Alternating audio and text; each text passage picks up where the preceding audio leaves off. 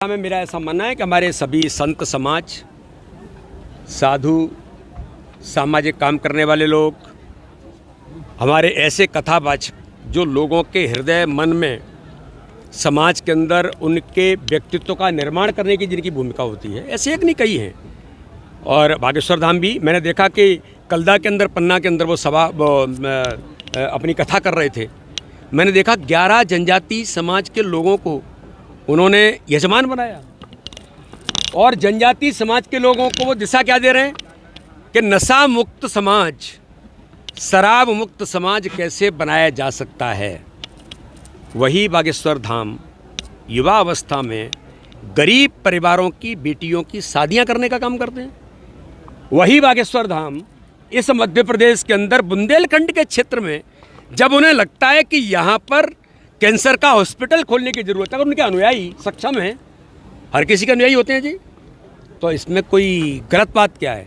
तो वो कैंसर के हॉस्पिटल खोलने की बात करते हैं। तो किसी संत ने समाज के अंदर इस प्रकार की चीज़ें, यही हिंदू राष्ट्र है, यही हिंदू राष्ट्र है। देखिए, दिग्विजय सिंह जी ने, उनकी एक आदत बन गई है इस देश के अंदर हर किसी पर आरोप लगा करके मीडिया की चर्चाओं में आना। मैंने उनके ऊपर मानहानि का केस किया था। 5 दिसंबर को माननीय न्यायालय ने उनके ऊपर मानहानि के केस में FIR दर्ज करने के आदेश दिए। आज उन्होंने उस पेशी में जमानत ली है, लेकिन उन्हें अपने उस वक्तव्य पर कोर्ट के सामने अभी जवाब देना पड़ेगा और ज़रूर देना पड़ेगा। लेकिन दुर्भाग्य इस बात का है कि ऐसे लोगों को इसमें ही आनंद आता है कि उन्होंने आज कहा कि मेरे ऊपर तो देश के कई राज्यों में इस प्रकार के केस चल रहे हैं। इसलिए इस प्रकार की झूठ और छल कपट की राजनीति करने के आधार पर अपने आप को बनाए रखने का उनका शौक़ है, तो मैं उनको इस बात के लिए मुबारकबाद देता हूँ।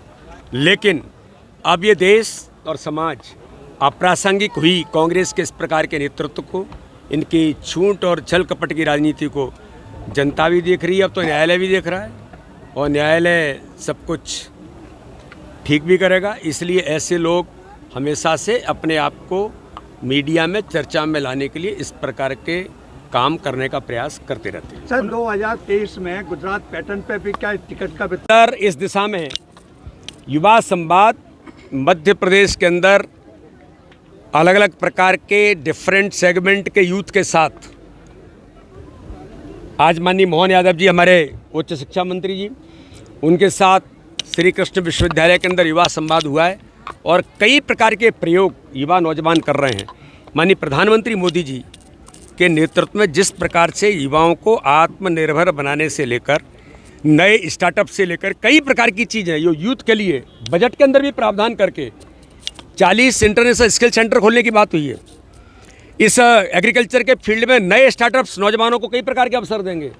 और मैंने तो कहा है कि अपना बुंदेलखंड, मैंने आज नौजवानों से अपील की है कि जो नौजवान उड़ान भरना चाहते हैं, हमारा सौभाग्य के प्रधानमंत्री मोदी जी को मैं बार बार धन्यवाद करता हूं कि खजुराहो के अंदर 2 पायलट ट्रेनिंग सेंटर खोल करके अगर बुंदेलखंड खजुराहो का नौजवान भी उड़ान भरना चाहता है तो वो भी पायलट बन करके खजुराहो में ही तैयार होगा। देश के अंदर 5 सेंटरों में से 2 खजुराहो को माननीय प्रधानमंत्री ने दिया है। एक नहीं, कई सौगात बुंदेलखंड के क्षेत्र में। सूखा बुंदेलखंड, गरीब बुंदेलखंड, अरे मैं तो गर्व करता हूँ अपने बुंदेलखंड पर। ये रत्न गर्भा धरती है, इस धरती के अंदर रत्न भरे पड़े हैं, लेकिन माननीय प्रधानमंत्री मोदी जी ने कैन बेतवा में इसी बजट के अंदर 3500 करोड़ का फिर प्रावधान करके ये हरा भरा बुंदेलखंड बनेगा और ये बुंदेलखंड समृद्धशाली बुंदेलखंड होगा। हमको इस पर गौरव करने की ज़रूरत है।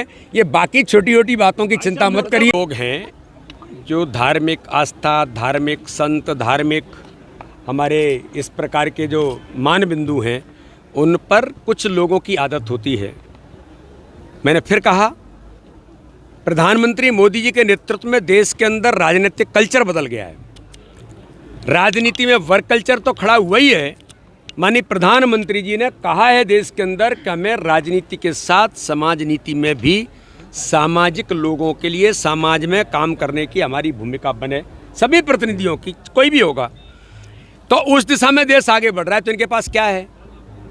इनके पास इसी प्रकार की चीज़ें आक्रमण करेंगी जिससे हम आहत कैसे हो सकते हैं, भारत आहत कैसे हो सकता है, हिंदुत्व आहत कैसे हो सकता है।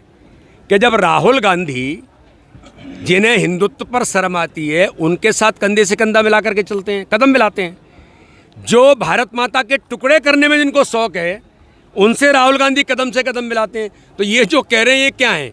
ये उन्हीं की परंपराओं के, उन्हीं के उस पर काम करने वाले लोग हैं। लेकिन देश इन्हें जानता है कि ये देश विरोधी ताकतें इस प्रकार की चीज़ों को लाने का प्रयास करती हैं जो इस देश की जनता कभी स्वीकार नहीं करती।